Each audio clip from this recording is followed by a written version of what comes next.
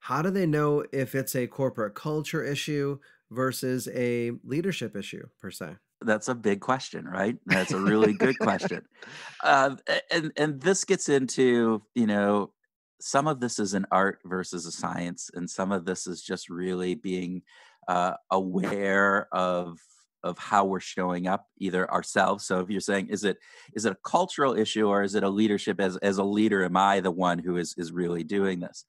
Culture is an interesting thing, because culture kind of has is this helps guide, the way that a company thinks and the behaviors that the employees, what they view as, this is the norm for this company, this is allowed, or this is encouraged, and this is discouraged, this is or not allowed. Those are those cultural norms that we have within an organization, and those are driven a lot by senior leaders and how they talk and how they convey their messages.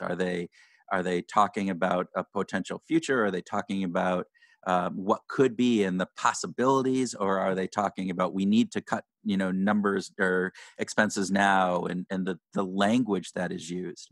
And so a lot of that culture and those individual aspects that you say are intertwined, and so you end up, can you disassociate culture from an individual level perspective? Sometimes you can. Sometimes they're really interwoven together, so it makes that more difficult.